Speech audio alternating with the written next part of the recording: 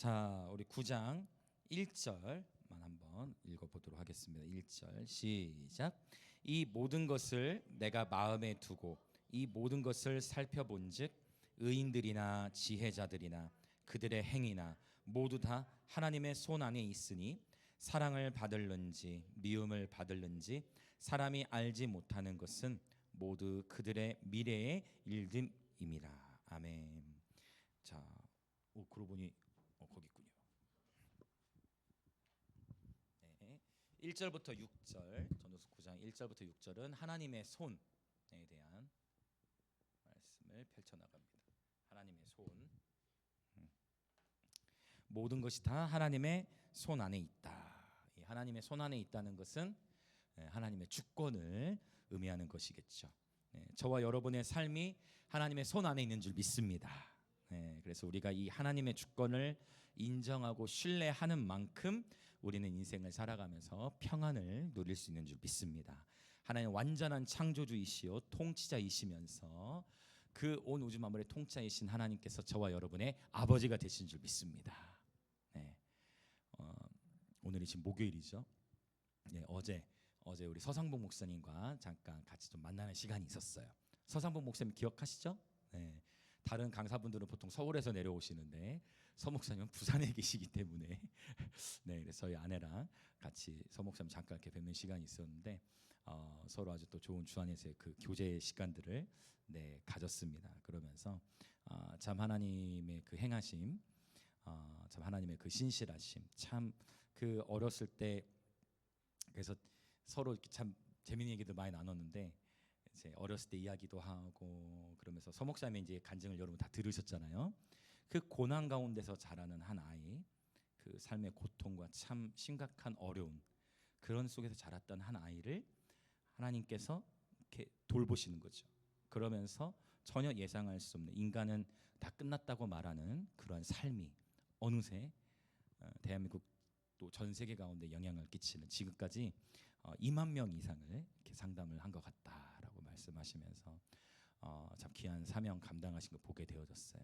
그래서 제가 역시 또 경험하고 느끼는 것은 여러분 저와 여러분의 삶이 하나님의 손 안에 있기 때문에 지금 당장 조금 어려운 일이 있고 고난이 있다 할지라도 어쩌면 과거에 또 큰 아픔이 있다 할지라도 하나님은 신실하십니다. 저와 여러분의 아픔이 간증이 되게 하시고 또 대한민국 열방 가운데 증거케 하실 하나님을 찬양합니다.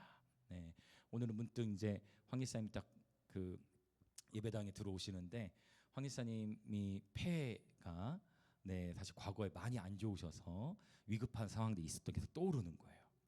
야 그래 맞아 하나님께서 지켜주셨지. 와 그래 맞아 하나님께 지켜주셨지. 하나님이 보호해 주셨지라는 생각을 하면서 그냥 모든 것이 감사한 것 같아요. 여러분 축복합니다. 고난 속에서 우리 하이프레이즈 아시죠? 고난 속에서 더욱 주님을 기뻐하는 저와 여러분 되기를 원합니다. 저와 여러분의 삶이 하나님의 손 안에 있다라는 것입니다. 자, 이 하나님의 손에 대한 이야기를 베드로 사도도 말씀하고 있는데 우리 말씀을 본문을 접어 놓으시고 베드로전서 5장 6절을 한번 보도록 하겠습니다. 베드로전서 5장 6절. 베드로전서 5장 6절.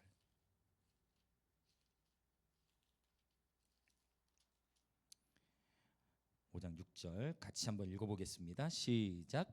그러므로 하나님의 능하신 손 아래에서 겸손하라. 때가 되면 너희를 높이시리라. 아멘. 제가 참 좋아하는 이 저의 무기와도 같은 그런 말씀이에요. 하나님의 능하신 손 아래에서 겸손하라. 때가 되면 너희를 높이시리라. 여러분 하나님의 능하신 손을 볼 수 있는 지혜가 있으시길 축복합니다. 또한 하나님의 때를 온전히 신뢰할 수 있는 그러한 인내가 있으시기를 축복합니다. 아멘. 너무 참 좋은 말씀 같아요. 이 6절 바로 위에 말씀에도 보면 하나님은 교만한 자를 대적하시되 겸손한 자들에게는 은혜를 주시느니라. 지난 11월 하나님 정기 예배 강사로 강은도 목사님 오셨는데 그때 아주 흥미로운 표현하셨어요. 강은도 목사님이 하나님의 주권에 대해 얘기할 때 주권 앞에 어떤 한 단어를 붙였어요. 주권을 꾸며주는 말. 혹시 기억하시는 분 계세요? 뭐뭐뭐 주권. 오 아니었죠. 어, 뭐라고요? 어, 뭐 어떤 주권이라면 반응적 주권이라는 표현을 했는데 반응적 주권. 괜찮아요, 여러분. 아주 참 좋은 단어를 그러니까 계속 이렇게 유머로만 펼쳐놔서 중간 중간에 하나씩 던지셨어요 신학을. 반응적 주권이다라는 표현을 했는데 그것은 뭐냐? 저와 여러분의 삶이 하나님의 손 안에 있죠. 하나님이 우리 인생을 이끌어 가시는데 그 하나님의 부르심 온전히 성취되어질 수 있도록 우리가 할 수 있는 최선은 무엇이다? 바로 하나님을 신뢰하는 것. 그래서 여러분 축복합니다. 정말 부르심으로 인한 고난은 피할 수 없어요. 부르심으로 인한 고난은 피할 수 없다. 그러나 죄로 인한 고난은 모두 피하시길 예수님의 이름으로 축복합니다. 그래서 뭐 죄가 들어왔다. 그럼 바로 뭐 하면 된다? 회개하는 거예요. 바로 회개하는 거죠. 겸손히. 이걸 꼭 기억하세요. 부르심으로 인한 고난은 피할 수가 없어요. 그러니까 고난에도 종류가 있는 거죠. 죄로 인한 고난이 있고 부르심으로 인한 고난이 있다. 이 부르심으로 인한 고난은 피할 수가 없어요. 우리를 연단하시기 위해, 우리를 빚어가시기 위해, 하나님의 뜻대로 아름답게 사용하시기 위해. 그래서 서목사님과 저랑 막 얘기를 나누면서 서로 얘기하는데 저희 아내가 옆에서 뭐라고 하냐면 지금 두 사람 배틀하는 것 같다고. 무슨 의미냐면 막 얘기를 하는데 목사님도 어린 시절 얘기하고 저도 어린 시절 얘기하고 주 목사님도 세네. 목사님만큼은 아닙니다. 감히 제가 목사님은 고난의 깊이는 제가 범접할 수 없습니다. 그래도 요 근래 만난 목사님들 중에 젊은 목사 중에 그래도 목사님만큼은 아닙니다. 그러면서 막 얘기하는데 목사님이 서로 재밌게 얘기를 나누는 거예요. 목사님은 하루에 성경을 3시간 보신다고. 목사님 저는 4시간을 봅니다. 그러니까 하면서 옆에서 아내가 배틀한다고. 그러니까 이게 교만한 그런 의미가 아니라 서로 이제 얘기를 나누면서 이렇게 풀어 나가는데 그런 얘기들을 막 나누니까 이렇게 아내가 그런 표현을 썼는데 제가 뭘 얘기하려고 하냐면 여러분 그런데 모든 사람이 목사님 그러면서 목사님 뭐라고 하냐? 저는 누우면 바로 잡니다. 저도 누우면 바로 잡니다. 저는 회복 탄력성이 좋습니다. 저도 회복 탄력성이 좋습니다. 서로 이제 제가 참 저희 아내랑 무슨 얘기를 했냐면 참 멘토가 될 만한 너무 귀한 목사님을 만났다. 저보다 한참 20년 이렇게 한참 선배이시니까 그러면서 공통 분모도 많. 그래서 목사님도 그런데 제가 요리를 못해요. 목사님 저도 요리를 못해요. 하면서 얘기를 죄송해요. 이거 본문과는 관련 없는 얘기 하다 보니 이렇게 그러나 모든 이게 아내랑도 또 같이 세상 대화를 나누면서 공통점이 뭐냐? 목사님은 저보다 더 제가 범접할 수 없다 얘기하는 게 뭐냐면 저는 미워하고 싫어하는 마음을 회개하고 예배하면서 용서하면서 극복했는데 목사님은 간증 기억하시죠? 처음부터 그냥 할아버지 옆에 있는데 그게 싫지가 않았다는 거죠. 제가 범접할 수 없는 아버지가 자기 머리에 칼을 꽂았는데 미워하는 마음을 극복하고 용서하는 차원이 아니라 그게 됐다는 거예요. 그래서 모든 사람이 다 자신과 같진 않다 뭐 이런 얘기도 하고 이건 하나님의 또 주권적인 은혜일 수 있다라는 얘기도 하고 그러나 공통 분모들이 너무 많은 가운데에 우리가 얘기했던 게 뭐냐? 서사원 목사님이 그 불우했던 어린 시절 가운데 서 목사님을 품었던 교회가 있었더라. 그래서 목사님이 산 위에서부터 아래로 교회로 내려가면 교회 성도님들이 돌아가면서 오늘은 누구 권사, 다음 주는 누구 권사 하면서 서상보기를 안아주는 프로젝트가 있었더라. 프로젝트가. 교회 권사님들이 순번을 정해서 산에서 상복이 내려오면 상복아 사랑한다 하고 상복이 안아주기 프로젝트가 있었더라. 교회 공동체 사랑 안에서 하나님이 이끌어 가셨더라. 저 또한 바로 교회가 있었기에 교회의 사랑이 있었기에 오늘 이 자리까지 올 수 있었다라는 생각을 하게 되어집니다. 여러분 결국 세상에 아무리 어두워져 가고 정말 세상과 여러 난리의 소문이 있다 할지라도 결국 하나님은 예수 그리스도 머리시죠. 그분의 몸을 통해서 바로 교회를 통해서 이 세상 가운데 하나님의 나라를 펼쳐가신 줄 믿습니다.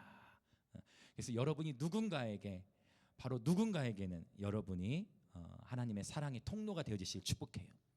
아멘. 그리고 우리 교회로 오는 수많은 영혼들을 여러분 함께 우리가 품는 그런 영적 아비 어미들 되시길 예수님으로 축복합니다. 네.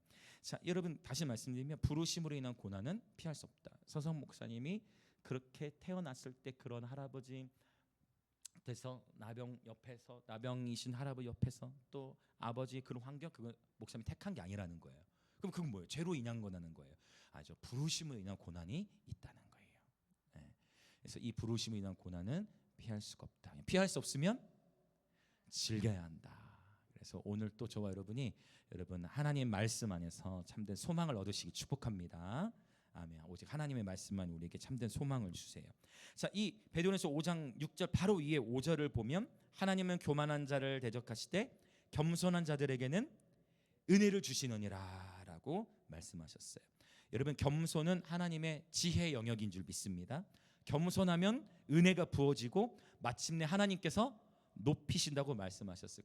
그래서 마침 여러분 기억하시죠? 제가 자주 했던 표현인데 엎드린 자는 넘어지지 않는다 했어요. 엎드린 자는 넘어지지 않는다. 이 의미 이해되시죠? 겸손한 자는 넘어진다. 엎드린 자는 넘어지지 않는다. 근데 문제는 내가 높아지기 시작할 때 넘어지기 쉽다. 그래서 주님이 말씀하신 선줄로 생각할 때 넘어진다 했어요. 또 악한 마귀 원수는 우는 사자와 같이 두루 삼킬 자를 찾는다 했어요. 그래서 여러분 깨어 계시기 축복합니다. 마지막 때는 깨어 있어야 함을 주님 우리에게 말씀하시는데 아주 우리에게 놀라운 무기들을 주신 거예요. 그 중에 바로 베드로 사도를 통해 선포되는 놀라운 무기는 바로 겸손이죠. 네. 지금 오늘 전도서 9장에서 하나님의 손을 말씀하잖아요. 모두가 다 하나님의 손 안에 있어요. 근데 이 한 사람을 높이고 낮추는 이 동에서도 서에서도 남에서도 만미하지 않는다 했어요. 높이고 낮추는 일은 오직 하나님의 손 안에 있는 줄 믿습니다. 네. 주님은 말씀하시기 하나님의 능하신 손 아래에서 겸손하라. 때가 되면 너희를 높이시리라 말씀하셨어요. 십자가의 지혜라는 것, 지난주에도 말씀드렸지만 전도서 8장에서 이 지혜, 잠언과 전도서의 지혜는 예수 그리스도와 연결되고 이 예수 그리스도의 십자가가 곧 하나님의 지혜이다라는 걸 바울도 펼쳐나가듯이 십자가의 지혜는 살고자 하는 자는 죽고 죽고자 하는 자는 산다. 이것이 역설적인 진리인데 죽고자 한다라는 게 뭐예요? 내가 교만을 택한다는 거예요? 겸손을 택한다는 거예요? 겸손을 택한다는 거예요. 하나님의 진리 안에서 나 스스로를 비고 나를 낮출 때 하나님은 그 낮아진 자를 더욱 높이시는 일들이 있는 줄 믿습니다. 그래서 여러분 십자가의 지혜 안에서 살아가시길 예수님의 이름으로 축복합니다. 네, 자 옆에 분들이 이렇게 한번 인사해 보실까요? 하나님의 능하신 손을 볼 수 있는 지혜가 있으시길 축복합니다. 좀 기네. 자, 또 하나 더 할까요? 하나님의 때를 온전히 신뢰할 수 있는 인내가 있으시길 축복합니다. 요새 암송을 안 했더니 조금 떨어진 것 같아요.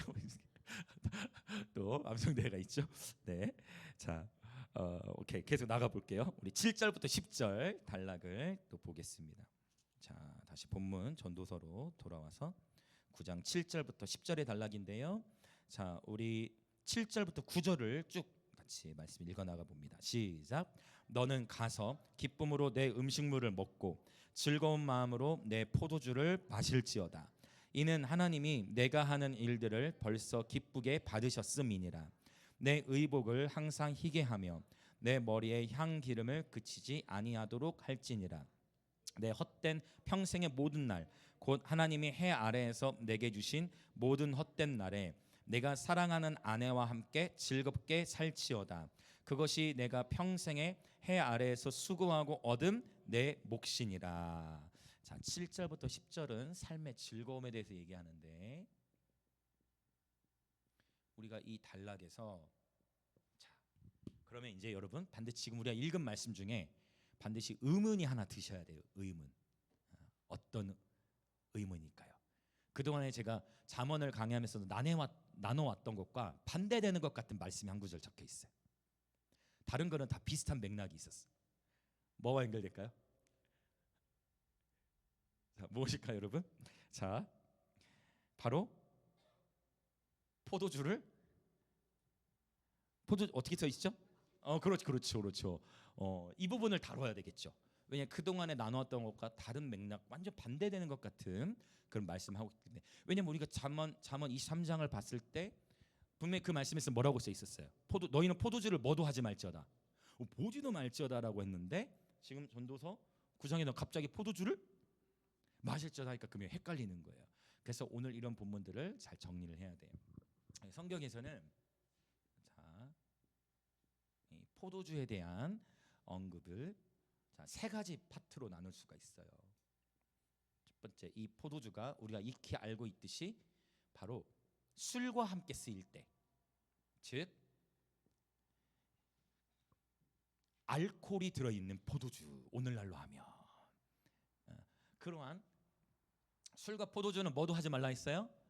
보지도 그렇지, 아예 보지도 말지어다고 잠언에서 명확하게, 그래서 그 술에 잠긴 자는 삶이 무너지게 된다라는 걸 명확히 말씀하고 있어요. 그런데 이제 오늘 본문과 같은 경우는 술과 함께 쓰인 게 아니에요. 포도주가 뭐와 함께 쓰였을까요? 어떤 단어와 함께? 그렇지, 음식물과 함께 쓰였다. 그래서 여기서 말하는 이 포도주는 오늘날로 하면 포도 주스를 의미한다. 오케이? 이해가 되세요? 그러니까 왜냐하면 당시에 오늘날에도 마찬가지예요. 알코올이 들어있는 포도주가 있고 알코올 들어있지 않은 그냥 포도 주스가 있죠. 어떤 의미 되시죠? 그럼 볼까요? 알코올이 들어있는 포도주는 19세 미만에게 팔지 않죠. 그렇죠? 그러나 알코올이 들어있지 않은 포도 주스는 모두가 마실 수 있죠. 편의점에서도 일반적으로 다 판매를 하죠. 그래서 여기서 말하는 이 음식물과 함께 쓰였을 때의 경우는 포도 주스를, 왜냐하면 여러분 고대의 문화를 생각하셔야 돼요. 고대에는 여러분 고대에는 가치로 따지면 물이 더 비쌀까요? 포도 주스가 더 비쌀까요? 그렇죠. 물이 훨씬 더 물 구하는 게 전쟁이에요. 이해되세요? 그러니까 포도즙이 오히려 더 음료와 같은 역할, 기능을 한다. 근데 이제 발효가 심하게 되면서 발효가 되면 그걸로도 취할 수 있어요. 그렇죠? 심하게. 그래서 지난번에 강원도 목사님 설교 중에 나눠 주셨지만 실제 신부님들 중에 술 취하신 분들이 많아, 알코올 중독자가 많다. 너무 많이 발효된 포도 주스도 계속 마시다 보면 그게 포도 주스가 아니라 알코올 단계, 술처럼 돼버리는 그런 단계에 가기 때문에 주의해야 된다. 여러분 그런 적 있어요? 매실 주스도 너무 많이 마시면 이거 음주 측정할 때 좀 높게 나와요. 여러분 음식 측정 이거 안 해보셨죠? 사실 교회차도 잘 안 해요, 음식 측정을. 신기하죠? 스타렉스 타고 가잖아요. 그러면은 하시는 분도 있지만 그냥 이렇게 통과시키는 교회 찬주자로 그렇게 하신 분들도 계시더라고요. 어쨌든 여기서는 포도주스, 즉 오늘 본문과 같은 경우는 주스로서의 그런 포도주를 의미한다고 볼 수 있습니다. 이렇게 구분을 할 수 있어요. 하나를 더 봐야 돼요. 이게 이제 디모데전서, 신약 성경에서도 포도주와 관련된 언급이 있기 때문에 정리를 하는 김에 이런 거를 진짜 이게 처음 들으시는 것일 수도 있어요. 포도주에 관련된 세 가지 견해. 세 가지가 다 쓰인다는 거예요. 5장 23절. 디모데전서 5장 23절. 같이 읽어볼까요? 시작. 이제부터는 물만 마시지 말고 내 위장과 자주 나는 병을 위하여는 포도주를 조금씩 쓰라는 거예요. 그렇죠. 여기서 나오죠.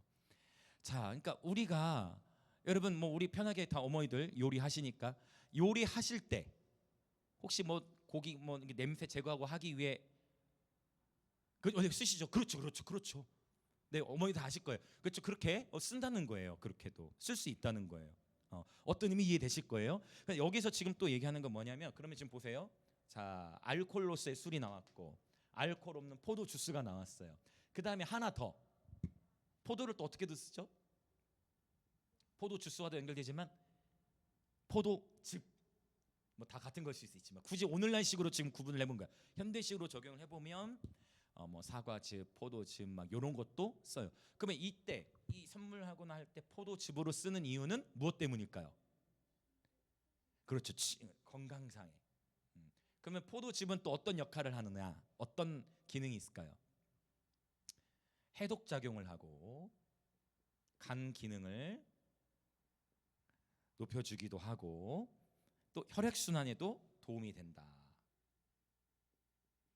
저는 의사가 아니라 잘 모르겠지만 기본적으로 이런 식으로 알려져 있어요. 그러니까 지금 디모데전서 5장 23절에서는 병을 위하여, 네 위장과 자주 나는 병을 위하여, 위장, 그렇죠? 자주 나는 병을 위하여 포도주를 조금씩 쓰라는 거는 이렇게 볼 수가 있겠어요. 그래서 아니 성경에 이런 표현이 있지 않냐라고 할 수도 있겠지만 알코올이 들어있는 포도주에 대해서는 여전히 금지하는 게 맞. 그러니까 이 세 가지를 다 여러분이 딱 견고하게 해석을 지니고 있으면 이 성경에 이렇게 돼 있지 않냐 하는 부분들을 잘 구분해서 그래서 하나님이 A와 B와 C를 말씀하셨어.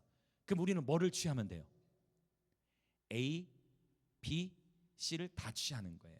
그러나 이제 분별과 지혜가 필요하다는 것을 볼 수가 있어요. 자, 이해되셨죠? 네, 이거를 꼭 잘 정리하셔서 잠언 23장에서는 명백하게 알코올이 들어있는 술, 그러니까 술과 연결해서 이 포도주가 쓰였을 때는 그것을 명백히 금지시키고 있다라는 것을 볼 수가 있습니다. 자, 정리가 되어지셨죠?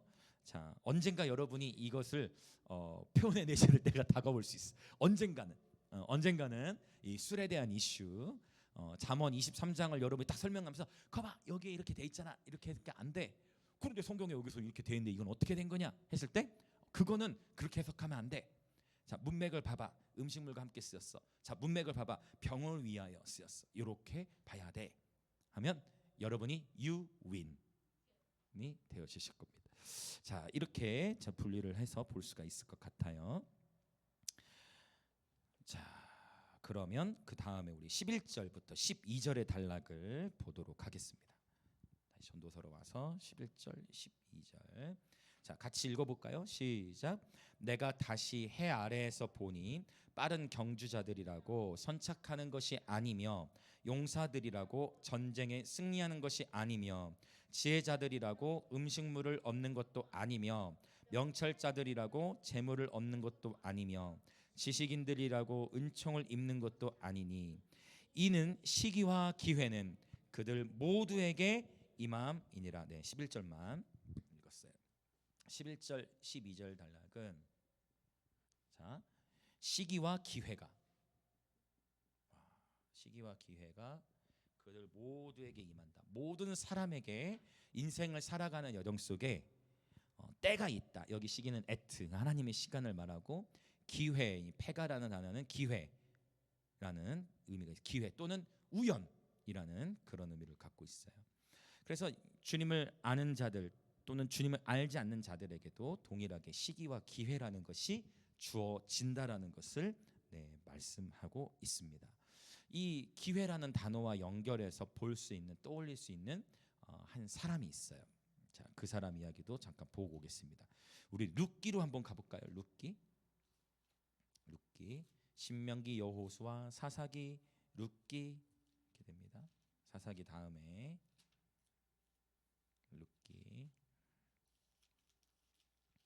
룻기 2장 3절을 같이 볼게요. 룻기 2장 3절. 자, 시작. 룻이 가서 베는 자를 따라 밭에서 이삭을 줍는데 우연히 엘리멜렉의 친족 보아스에게 속한 밭에 이르렀더라. 여기서 이 우연히라는 단어가 동일한 단어는 아닌데 이 미크라는 단어, 이게 바로 아까 그 잠언 9장 11절에서 봤던 기회에 쓰였던 페가라는 단어와 비슷한 단어예요.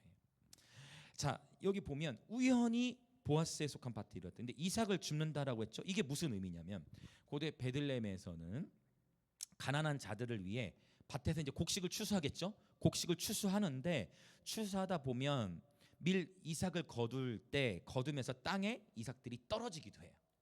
밀 이삭을 거두는데 이삭들이 당연히 떨어지는 것들도 있어요.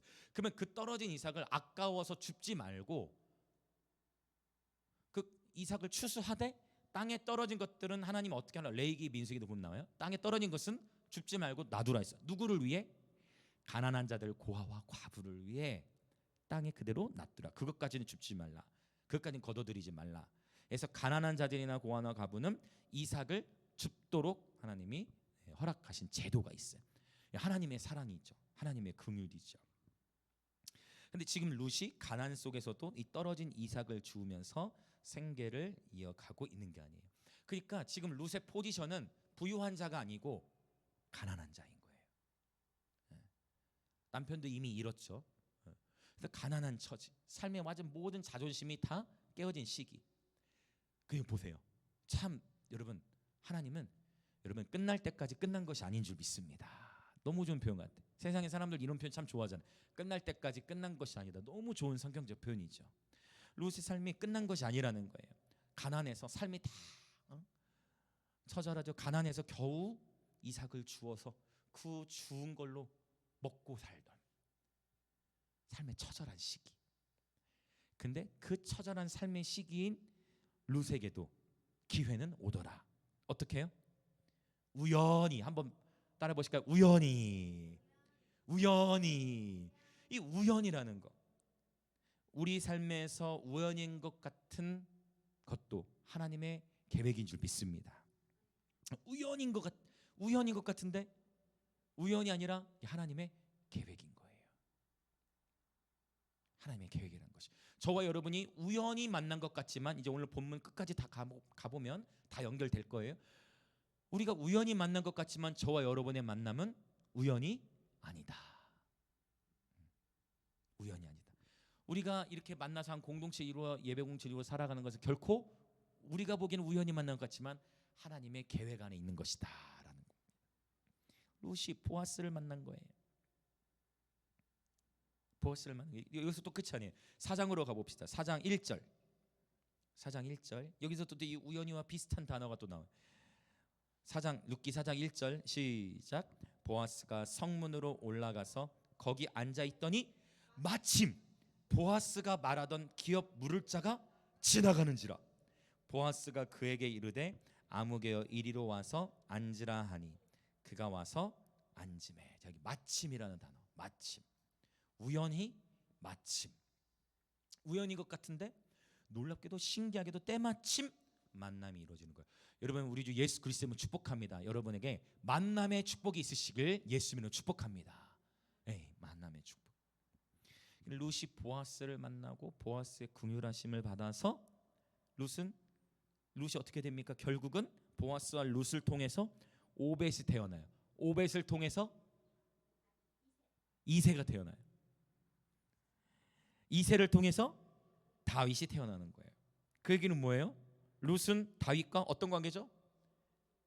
엄마에다가 증조할머니에다가 아니죠. 엄마에다가 할머니, 증조할머니가 맞네. 증조할머니. 맞나요? 다윗에서 이새대로 가니까 엄마 이새 아내가 엄마고, 그 다음에 오벳으로 가니까 할머니, 할머니 위니까 증조할머니. 그쵸? 증조할머니가 돼요. 룻이 오늘 식으로 하면 룻이 누구의 증조할머니다? 오늘 식으로 하면 다윗의 증조할머니가 되는 거 맞죠? 보아스와 룻을 통해서 오벳이 태어나고, 오벳을 통해 이새가 태어나고, 이새를 통해 다윗이 태어났으니까 가문의 영광이 되는 거예요. 한순간 이 만남의 축복을 통해서 놀라운 일이 일어난 거예요. 그래서 꼭 기억하세요. 우리가 보기에 우연인 일들도 하나님의 세계 안에서는 놀라운 계획이라는 것입니다. 그래서 그 기회의 문이 저와 여러분에게 언제 열릴지 모르기 때문에 우리는 항상 준비되어 있어야 한다. 항상 준비되어 있어요. 룻은 준비되어 있었어요. 그게 이제 룻기서 나중에 강해를 하게 되면 나오겠죠. 룻의 삶은 준비되어 있었어요.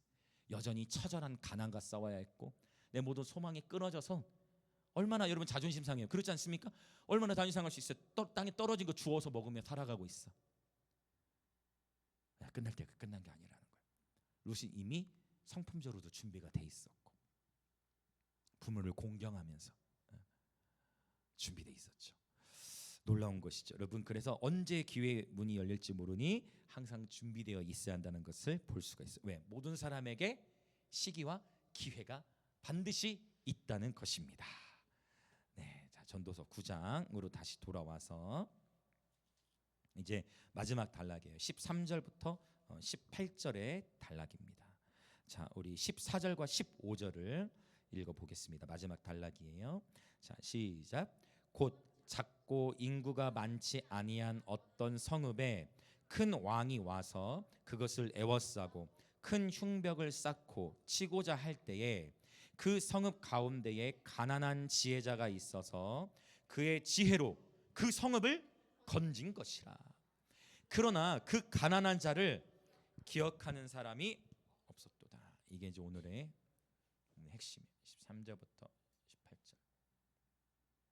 성읍을 구한 한 사람이 나오는데 이 사람 어떤 사람이에요? 성읍을 구한 지혜자인데 어떤 지혜자? 가난한 지혜자. 와, 표현이 뭔가 이렇게 의미심장한 것 같은, 그렇죠? 뭔가 의미가 쌓여져 있을 것 같은, 뭔가 비유적인 표현이 있을 것 같은 성읍을 구한 가난한 지혜자에 대해서 말씀하고 있어요. 이 가난한 자를 기억하는 사람도 없다고 하죠. 자, 이 이야기는 어떤 포악한 왕이 작은 도시를 정복하려고 하는 이야기를 지금 소개하는 거예요. 작고 인구가 많지 않다 하니까 여기서 약간 자의적으로 해석을 해보면 우리 김해도 크지 않죠. 절대 목사님이 성경을 이상하게 해석하기 시작할 때 그렇게 하지 마시고, 제가 지금 성경 주해가 아니라 여기서 이제 적용식으로 그냥 우리에게 맞춰서 저는 분명히 자의적 해석이라고 표현했어요. 성경 본문을 주해할 때는 자의적으로 하면 안 되지만 이제 그렇게 알레고리적으로 자의적으로 봤을 때 각자 이 본문을 읽고 있는 모든 사람들, 작은 도시에 살고 있는 사람들은 나에게 해당이 되는 말씀을 그렇게 다가올 수 있어. 최근에 윌러브의 대표가, 저는 이제 이미 알고 있었지만 유튜브를 하나 시작했어요. 그게 뭐였냐면, 과연 진짜 할까 싶었는데 윌러브 은총 대표가 교회를 개척했는데 보은이라는 곳에 갔어요. 보은, 충청도에 있는 보은. 그 뭐냐면 이제 완전히 시골로 간 거예요. 그래서 뭐냐, 이제 자기도 청춘 찬양당 하면서 집회를 다 다녀보니까 이제 우리는 그 목적으로 김계임에서 이제 지금 예배팀 세워 나가잖아요. 근데 어쨌든 수도권에는 포화 현상이 일어나고 좋은 예배팀도 많고 한데, 지방을 다녀보니까 특히 이 어른 집회들을 다녀보니까 지방과 이 수도권의 격차가 너무 크다. 그래서 오래전부터 이 청춘찬양당도 하면서 생각을 하기를, 지방에서 개척을 해서 지방을 살려야겠다는 마음을 가졌다는 거예요. 그러면서 보은이라는 말 그대로 이제 청춘 세결인가라는 그런 유튜브를 이제 만들었는데, 진짜 시골로 갔어요. 진짜 시골로 가서 그곳에서 공동체를 이루어서 살아보겠다. 저도 공동체 생활을 해봤기 때문에 공동체라는 거는 참 쉽잖아요. 서로 간에 갈등도 막 일어나고 같이 먹고 자고 막 생활하다 보면 여러 일들도 일어날 수 있으나, 그 공동체 생활을 꿈꾸면서 시골로 내려갔더라고. 한 11명 12명이 20, 30대 친구들이. 그래서 제가 격하게 지지하고 응원합니다. 정말 지방에서 그렇게 해보겠다. 아주 완전 진짜 시골로 들어갔어요. 네. 그래서 이 참 은총 대표 너무 귀한 정말 사명을, 그러니까 본인이 높아지는 것이 보여지니까 자기가 더 낮은 곳에 가겠다, 이거 선택했다는 거 너무 귀해. 너무 좋은 것 같아요. 수도권으로 포화돼서 모두가 그쪽으로 올라가기를 꿈꾸는 그런 상황 가운데에 지방에서 그런 일들을 꿈꾸고 있으니까 그 자체로 너무 귀한 것 같아요. 물론 그 윌러브 팀이 갖고 있는 네임밸류가 있기 때문에 그것도 큰 영향력을 아마 발휘할 수 있겠다 싶긴 해요. 그러나 이렇게 한국에서 앞서가는 예배팀 일들이 이렇게 결단한, 지방으로 내려온다, 이런 결단, 굉장히 놀라운 결단이죠. 너무 귀한 것 같아요. 너무 잘. 물론 창의가 내려온 건 아니고 은총 대표가 몇 명의 팀을 데려왔는데 그 중에 한 사람이 바로 인성 전도사.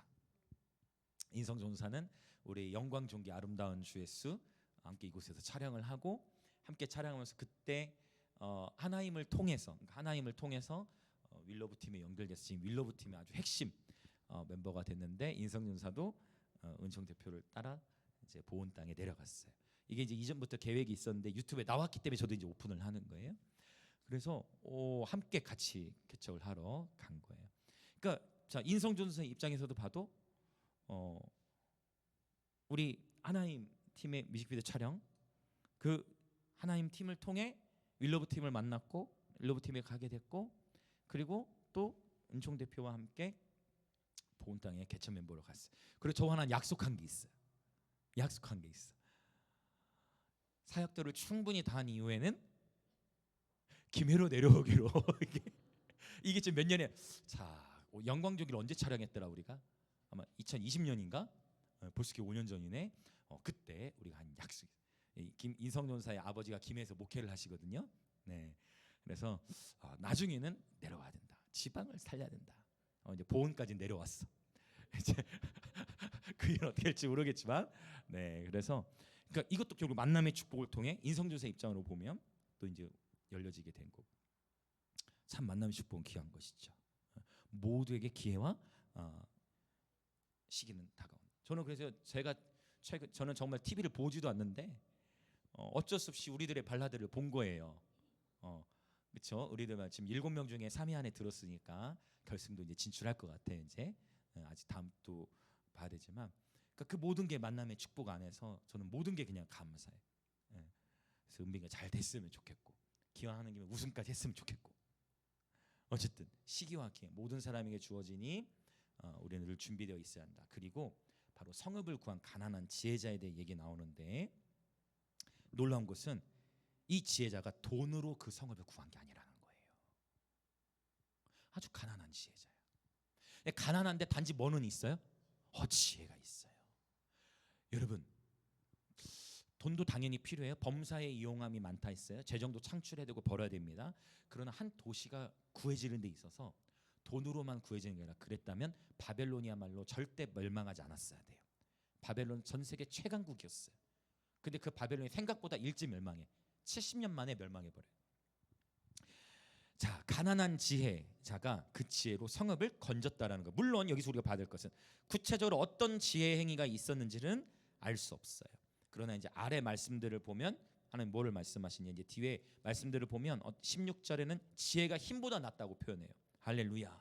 지혜가 무기보다 낫다고 표현해요. 자, 그러니까 지혜는 힘보다 낫고 무기보다 나아요. 그런데 아무도 이 지혜자를 기억하지 못한다 했어요. 자, 16절에서는요, 이 가난한 자의 지혜를 많은 사람들은 어떻게 한다? 많은 사람들은 멸시한다. 또 그 지혜자의 말을 많은 사람들은 또 어떻게 한다? 듣지 않는다. 이런 일들도 있다는 거예요. 오히려 이 가난한 자의 지혜가 멸시를 받고, 또 사람들은, 많은 이들은 그 지혜의 귀를 기울이지도 않는다는 거예요. 그러나 그 가난한 자의 지혜로 말미암아 성읍은 구원함을 받는다. 그래서 이 지혜자에 대해서 이야기를 할 때 지혜 모티브라고 하죠. 잠언 8장에서는 누구든 지혜가 직접 얘기해. 누구든지 나를 사랑하는 자는 나의 사랑을 입을 것이다. 그래서 잠언이나 전도서에서의 말하는 이 지혜는 바로 1차적으로는 예수님을 가리키고, 바울은 특별히 예수님을 바로 이 하나님의 지혜를 어떻게 표현하냐, 바로 십자가가 하나님의 능력이요 하나님의 지혜다. 예수님 또 십자가와 연결을 지어갈 수 있다. 이것이 이제 기초예요. 그래서 기본적으로 예수님과 연결이 되어져요. 실제 예수님께서도 이 땅에 오셨을 때 멸시를 받으셨죠. 예수님의 말에 사람들이 귀를 기울이지 않았죠. 그러나 예수님은 온 인류를 구원하신 줄 믿습니다. 근데 여기서는 인류가 아니라 한 성읍을 말하고 있기 때문에 여기서 주님은 저와 여러분을 콜링하신 거예요. 바로 십자가의 도, 주님을 따라가는 저와 여러분의 삶을 통해서 적어도 저와 여러분이 거하는 이 도시가 깨어나게 될 줄로 믿습니다. 자, 그러면 이제 이 말씀을 어떻게 적용하느냐, 바로 이제 이 우리의 최고의 지혜자는 예수님이시지만 바로 저와 여러분도 하나님을 경외하는 예배자가 되어 하나님의 지혜자들이 되어지시길 예수님을 축복합니다. 왜? 하나님을 경외하는 자에게 하나님은 지혜를 부어주시기 때문에. 우리가 잠언 11장 11절을 통해서 또 이 성읍이 구출되는 이야기, 성읍이 부흥케 되는 이야기를 본 적이 있어요. 잠언 11장 11절에서는 성읍은 정직한 자의 축복으로 인하여 진흥하게 된다. 악한 자의 입으로 말미암아 무너진다라고 말씀하셨어요. 아주 신기하고 놀라운 말씀이에요. 한 도시에 정직한 자의 축복이 쌓이면 부흥하게 되어지고, 악한 자의 부정적인 말이 쌓이면 그 도시가 무너질 수도 있다라는 것이에요. 죽고 사는 것이 혀의 권세에 달려 있다는데, 그래서 성읍에 대한 도시부흥, 저는 이 도시부흥에 대한 관심 되게 많죠. 이 도시부흥, 그래서 우리가 어웨이커스 활동도 하는 거고, 교회들이 연합해서 도시가 깨어나는 데 있어서 지혜가 필요하는, 가난한 자의 지혜가 필요하고, 또 도시가 부흥하게 되는 데 있어서 바로 정직한 자, 가난한 지혜자와 정직한 자의 축복, 선포가 필요하다. 저는 이 말씀들을 믿습니다. 적어도 이 말씀을 저는 믿어요. 그래서 저는 항상 기도하지만 여러분도 기도하셨으면 좋겠어요. 이 김해 땅은 바로 정직한 한 사람의 예배자의 축복으로 말미암아 깨어나게 되는 줄 믿습니다. 그 한 사람이 여러분이 되시길 축복해요. 한 도시가 구원함을 받을 수 있을까? 도시 단위의 구원이 일어날 수 있을까요? 저는 오늘 이 전도서의 말씀을 믿습니다. 가난하다 할지라도, 아무도 그를 기억하지 않는다 할지라도, 그 가난한 지혜자의 삶을 통해 하나님은 도시를 구원하실 수 있다고 믿습니다. 저와 여러분이 그런 하나님의 지혜자들이 되시길 축복하고, 정직한 예배자 되어 저와 여러분이 입술로 이 도시를 축복할 때 이 도시의 변혁이 일어나게 될 줄로 믿습니다. 아멘. 자, 이제 제가 이 도시 부흥과 관련된 이야기들 하고 오늘 기도를 하려고 해요. 과연 내가 하나님 앞에 하는 예배와 기도, 내가 하나님 앞에 정직한 자가 되어져서 하나님 앞에 예배와 기도를 심을 때 과연 변화는 일어날 수 있는가? 과연 나 자신만이 아니라 내가 속한 공동체, 내가 속한 학교, 내가 속한 도시 가운데에 그런 부흥이 일어날 수 있는가? 저는 그런 일이 일어날 수 있다라고 확신합니다. 주님 말씀하시기 때문에. 벌써 김해만 해도 전국적으로 10,000개 이상의 교회가 줄었는데, 제가 지난주였나 2주 전이었나 말씀드렸어요. 김해, 여러분 코로나 전에 교회가 400개인데 지금 김해 교회는 450개가 됐어요. 이건 결코 우연이 아니다. 제가 우리가 보기에 우연이니 하나님의 손에 우연은 없다라고 분명히 말씀드렸어요. 네. 코로나에 10,000개 이상의 교회가 줄어들었는데 김해는 그런 일이 일어나고 있다. 김해의 도시적인 집회들이 열려지고 있다. 하나님 목요 전개 예배, 할렐루야. 제어스 김경 대표가 이제 12월에도 메신저로 오게 된다. 하나님은 계속 이 도시에 세일을 행하고 계시다. 김해 지역의 어웨이커스의 연합의 일들을 보고 다른 도시들에서 벤치마킹하는 일들이 일어나서 연합의 일들이 일어나. 교회 밖에, 그동안에는 큰 교회 안에서만 집회가 주를 이루었어요. 근데 이제 어웨이커스가 하는 것처럼 드디어 강당에서 모이고 체육관에서 모이는 집회들이 계속 일어나게 돼요. 이제 아이자이 식스원의 대표 간사도 내년에 또 이제 메시지를 전하러 올 거고, 우리 팀리더십의 이영진 간사님도 벌써 딱 제이어스 그 강사 10회 오는 거 보고 딱 좋아요를 눌러주셨더라고. 여러분 기억하시죠? 우리 김해 새로 지은 종합운동장에서 저는 10만 명의 집회를 기도하고 있다. 한국의 모든 예배팀이 총집합해서 팀룩, 제이어스, 아이자야, 예수나 어노인팅 다, 그리고 우리 하나님 다 모여서 함께 도시적인 집회를 여는 거예요. 예배 축제를 여는 거예요.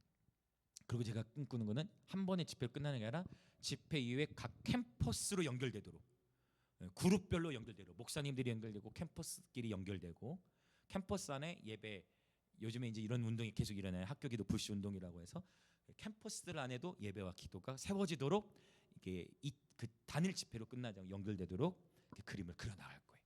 하나님은 이미 이 땅에 세일을 행하신 줄 믿습니다. 이미 하나님이 여기까지 인도하셨고 앞으로도 일하실 건데, 저 개인과 조금 연결된 그런 간증 이야기를 나누고, 개인과도 연결되고 우리 하나님과도 연결이 돼 있어요. 그래서 이 부분을 나누고 기도하려고 하는데, 제가 2020년에 교회를 개척하면서 약 한 2-3년 동안 창신대학교에 이제 예배를 심기 시작했어요. 창신대학교가 원래 이렇게 기독교 재단이었는데 학교가 어려워지면서 부영그룹에 넘어가게 되고, 원래 목사님도 계셨는데 교목실은 있는데 이제 재정이 어려워지니까 부영그룹으로 넘어갔을 뿐만 아니라 또 교목실에 이제 교목이 비게 되는 그런 일이 생겼어요. 그 가운데 저희 암송 대회를 이 창신대학교에서 처음 하게 됐어요. 처음 암송 대회는. 그래서 그 창신대에서 암송 대회 하러 갔다가 그곳에서 음악학과의 한 교수님을 만나게 돼요. 그분이 이제 류종룡 교수님이시라고. 그 교수님을 만나면서 이런저런 얘기를 나누는 목사님 몇 분들하고 교수님하고 같이 이제 교목실에 앉아가지고, 이제 교목실에 있으니까, 근데 교목실은 비어 있어. 이제 그 교수님이 이제 거기를 지키고 계신 거예요. 사무실 좀 쓰고 계셨던 거야. 그럼 이게 어떻게 되니까 하면서 자초지종 다 듣고 하면서 그 가운데 이제 어느 목사님께서 그럼 우리가 여기서 매주마다 예배를 심자. 그래서 좋다. 마침 그 당시에는 제가 월요일만 학교를 가던 석사학위 중이었으니까 월요일만 갔을 때 화요일마다 이제 예배를 심기 시작해서 매주마다 제가 이제 인도하고, 제가 한 11시 화요일 오전 11시부터 11시 50분까지 한 50분 정도 찬양가. 그때는 12시 10분이었나? 지금은 11시로 바뀌었는데 그때 12시 10분이었나 20분이었던 것 같아요. 그래서 시간은 좀 바뀌어졌는데, 그러면서 기도를 심기 시작하는데 처음에는 목사님들 여러분이 계셨는데 목사님들 안 오기 시작하는 거야. 목사님들 안 오기 시작해. 더 바쁘시니까. 그래서 저는 이제 계속 가잖아요. 제가 예비 인도를 해야 되니까. 근데 그분들은 창원에 계시는 분들인데 안 오기 시작하고 저는 김해에서 넘어가려면은 이게 터널 넘어가야 되는데 차들도 막히는 시간대. 그래가지고 점심시간 또 막히고 하니까. 그래서 왕복하는데 이동하는 데만 1시간 반이 이렇게 되니까. 그런데 이제 매주 저는 어쨌든 심어. 왜냐하면 그건 목사님들과 약속한 게 아니라 제가 하나님 앞에서 제 감동이 되어져서 어쨌든 목사님들 같이 얘기했지만, 그래서 그분들은 오실 때가 있고 안 오실 때가 있고 점점 오는 빈도수는 줄어들었어. 그런데 그 와중에 정말 또 큰 은혜를 받으신 분이 계셨어. 그분이 누구냐면 우리 CCC의 창신대 CCC의 이광진 간사님. 그래서 이제 나중에 다 고백을 하셨는데, 이분이 처음 예배를 오자마자, 원래 그런 표현을 잘 하시는 분이 아닌데 마치 하늘의 문이 열린 것 같다. 원래 그런 표현 하시는 분이 아니에요. 그러면서 바로 자기도 모르게 손이 올라가더라는 거예요. 원래 그분 그렇게 예배 드리는 분이 아니죠. 그런데 그렇게 고백을 하면서 자기가 이것이 찬양의 기쁨이구나를 깨달았다는 거예요. 그러더니 이제 CCC의 이광진 간사님이 CCC의 지체들을 막 데려오기 시작했어. 막 데려오기 시작했어. 그래서 CCC 지체들을, 창신대 CCC는 기본적으로 다 만나본 것 같아. 그러면서 CCC 지체들을 막 데려오기도 하고 본인은 계속 오시고, 물론 간사님들 일정이 있을 때는 저와 유 교수님 둘만 예배 드릴 때도 있었고, 어떤 때는 언제도 있을까? 이제 3명 됐고 2명 더 나왔으니까 저 혼자. 왜냐면 뭐 겹쳐지는 거야. 뭐 시험 기간이든 뭐든. 그럼 교수님도 감독하러 가고 뭐 출장하고, 그 시간을, 그러면 어떤 때는요 저 혼자 그 시간을, 저도 무지 바쁜 사람, 무지 바쁜데 그 시간을 한번 예배를 드리려면 기본적으로 한 3시간은 써야 돼. 이동하는데 1시간 반은 왔다 갔다 왕복이니까. 그런데 하나님은 그걸 불평 없이 제가 그걸 심게 하셨어. 근데 놀랍죠? 제가 항상 얘기한 거 있죠. 혼자서 예배할 때는 항상 더 큰 은혜가 있더라. 그리고 기본적으로 혼자 있을 때도 있었지만 2-3 사람이 모여 2-3 사람이 내 이름으로 모인 곳에는 나도 그 중에 하나님의 임재가 얼마나 두터운지 몰라. 주로 3명이 모였습니다. 이광진 간사님과 그리고 우리 이정명 교수님. 그런데 그 가운데 CCC 학생들도 막 와요. 그 가운데 왔던 또 사람들이 있었으니 잠시 후에 또 얘기를 할게요. 근데 그렇게 기도를 심기 시작하는데요, 놀라운 역사가 나타나요. 어떤 역사가 나타나느냐? 창신대가 재정이 어려워졌다 했잖아요. 저희가 계속 기도 제목을 가지고 총장님을 위해서 기도하고 학교 재정을 위해서 기도하고, 먼저는 하나님이 임재 안에서, 하나님이 임재하셨을 때, 하나님 임재하신 풀어지고 막 우리 막 울고 이제 막 하잖아요. 그러면 이제 그 가운데서 기도를 막 선포해. 그러면 막 진짜 우리는 사람 수 신경 안 쓰잖아요. 우리의 DNA가 있잖아. 막 외치면서 기도하면서 그 시기 가운데 유 교수님이 방언이 열려버렸어. 그래서 교수님 어떻게 바뀌어졌느냐? 원래는 본인도 그렇게 열심히 믿던 사람이 아니었어. 그걸 저희 하나님 유튜브 채널에 설교한 게 있을 거야. 아마 남아 있을까? 원래 교수님도 그렇게까지 열심히 하던 분이 아니었어. 그런데 본인도 학교를 위해 기도하다 보니까 하나님이 막 마음을 부어주시는 거야. 학교를 위해 막 불을 붙여주시는 거야. 그러니까 교수님이 그때부터 어떻게 됐느냐? 매일 하루 1시간씩 기도하게 됐더라. 이미 놀라운 변화가 일어난 우리 안에. 벌써 광진 간사님 막 예배가 열려버렸죠. 저랑 되게 친해요. 이제 저희 1월인가 2월인가, 벌써 6개월 전에 저희 팀 또 부를 거라 6개월 전에 이미 스케줄 잡으셨어요. 또 이제 간사님 사역하시는 교회로 저희가 가게 되는데, 막 교수님 안에 막 날마다 막 부흥의 불이 붙어진 거예요. 광진 간사님, 우리끼리 먼저 부흥을 경험하는데 학교 안에 놀라운 역사가 나타난 거예요. 학교가 정부 재정 지원 대학으로 선정이 된 거예요. 그래서 바로 놀라운 역사가 나타나, 그 다음에 40억 정도의 지원을 이제 정부로부터 매해마다 더 이렇게 받게 되는 놀라운 일들이 일어나기 시작하는 거예요. 할렐루야. 그래서 우리는 막 이제 너무 신나는 거죠. 그래서 우리 항상 더 이제 막 기도에 불이 붙기 시작하고, 그러면서 학생들도 막 오는 가운데에 이렇게 기도회가 시작되는 가운데 그때 왔던 CCC도 멤버들이 있었어요. 2 거인족이 있었어요. 그게 누구냐? 바로 성민이하고 주은이에요. 이걸 이제 처음 들으신 분들 지금 계실 건데, 성민이와 주은이가 이제 CCC 또 리더 출신들인데 처음 왔을 때 둘이 같이 왔나? 그건 잘 기억은 안 나는데 어쨌든 둘이 왔는데 와서 CC 출신이야. 그러면 시간 될 때마다 아이들이 오기도 하고, 성민이가 졸업하기 전까지, 그 나가기 전이었던 것 같다. 실습 이제 하고 그 다음에 취업되기 전이었나? 그때까지 또 이제 반주를 하게 됐어요. 몇 개월 반주 같이 했죠. 같이 이제 예배 드리고, 너무 순전한 또 예배장에 보내셔가지고 예배. 그러면 이제 성민이가 올 수 있을 때는 피아노로, 그럼 저는 기타로. 혼자 할 때 물론 피아노로 하지만 세팅도 어떻게 돼 있냐면 그 교목실에 피아노가 이렇게 돼 있는 게 아니고 옆 벽을 보게 돼 있어요. 벽을 보게 돼 있어. 그러면은 우리는 어떻게 하냐면은 두세 명 예배든 제가 예배인도 할 때도 회중 보고 하는 게 아니라 벽 보고 예배인도 하는 거야. 벽 보고. 근데 우리는 알잖아요. 예배 유일한 회중은 예수님이시잖아. 벽 보고 하는 거예요. 혼자일 때도 거기서 예배 드리는 거. 그런데 그러고서 성민이가 이제 취업이 됐던가, 그래서 이제 못 오게 될 때였던 것 같아. 졸업이었나 졸업이었나? 그래가지고 졸업해야 되니까 못 오게 됐어. 근데 그때였나 그 이후에 잠깐 왔을 때는 제가 몇 년 전이라 좀 헷갈리긴 하는데 본인은 잘 기억할지 모르겠네. 성민이가 했던 표현은 기억해. 차가 생기면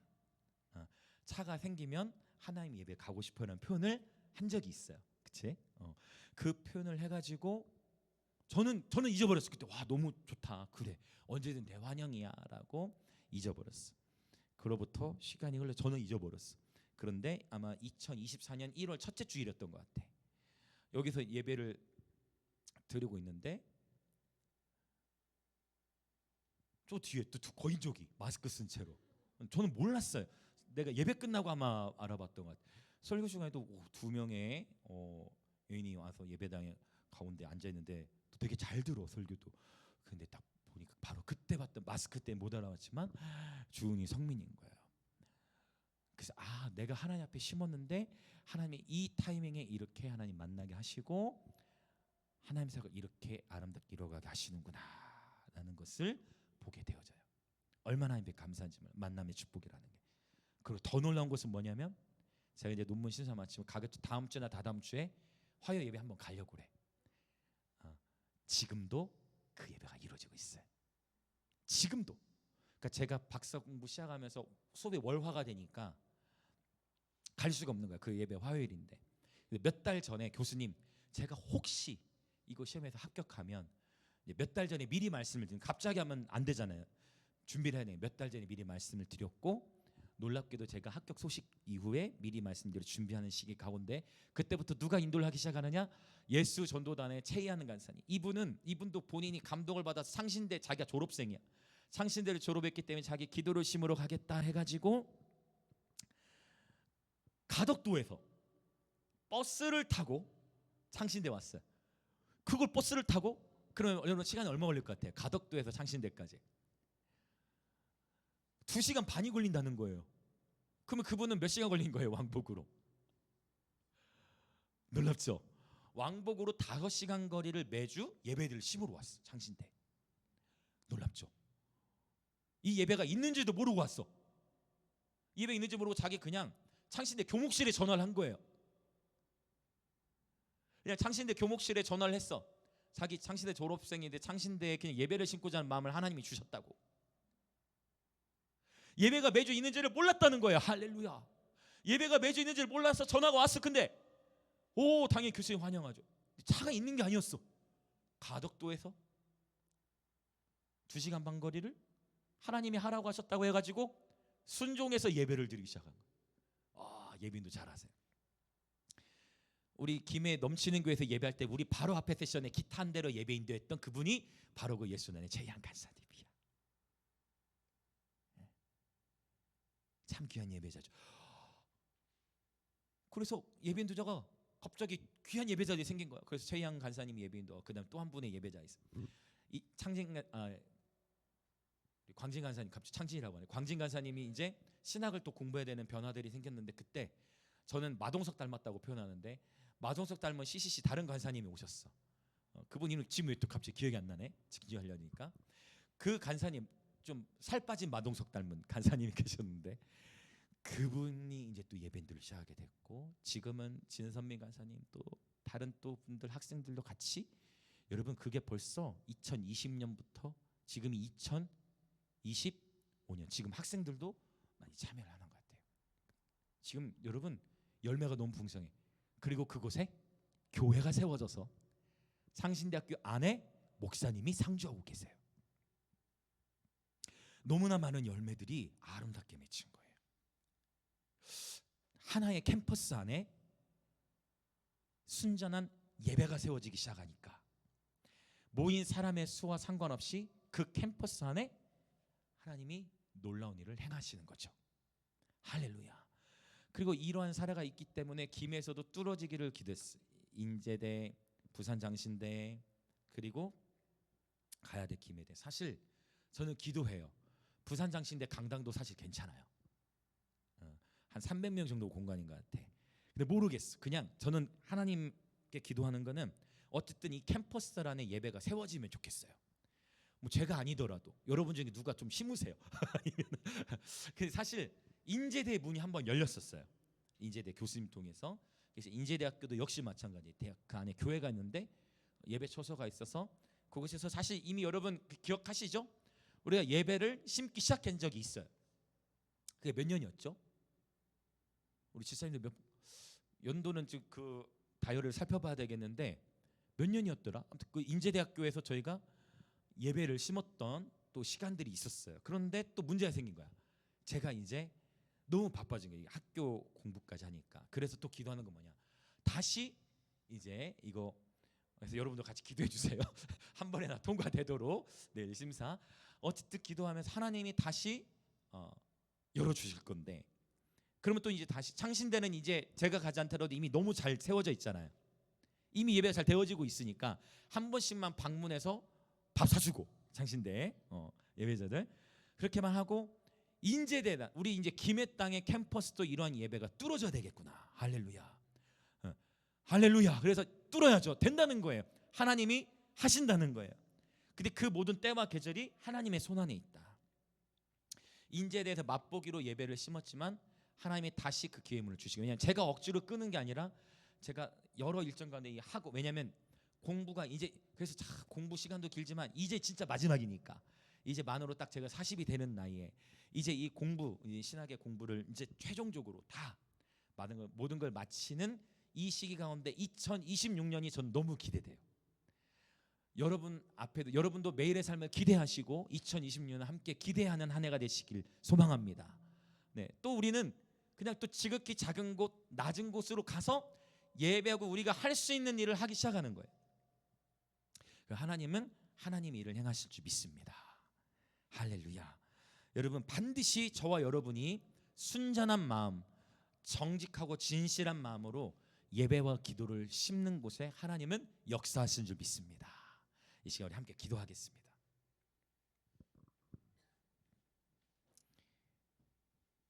시기와 우연이 모든 사람에게 임하는 것입니다.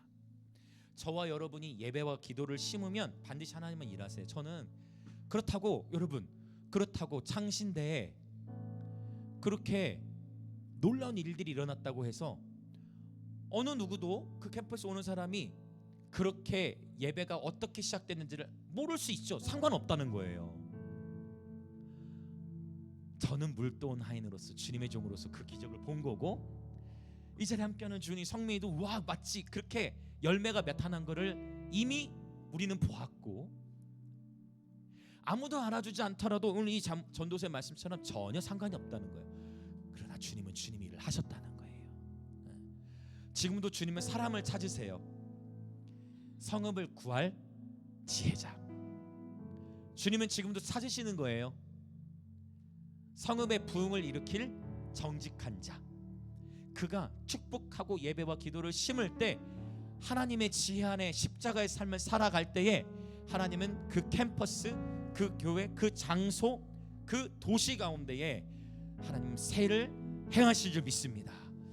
바로 저와 여러분이 있기에 하나님은 우리를 이 도시의 파수꾼 예배자로 부르셨으니 예배와 기도를 통해 주님은 새를 행하시는 줄 믿습니다. 이 시간 기도합시다. 하나님, 우리 인생의 모든 계절들 속에 하나님의 능하신 손을 볼 수 있는 지혜가 있게 하여 주옵소서.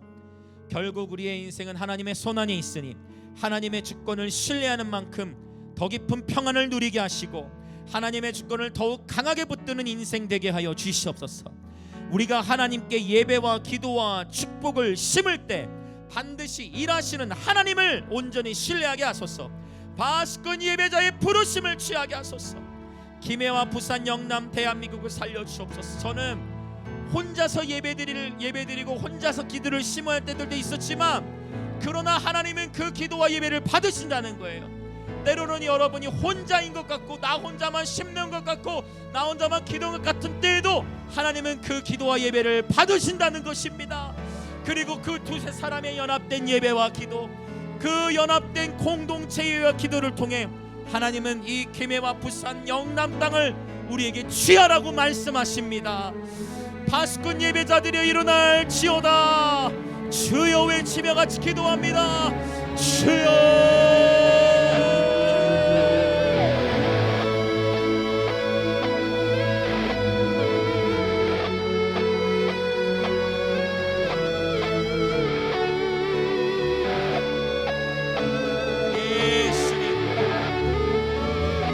우리를 기억하지 않아도 상관없어요.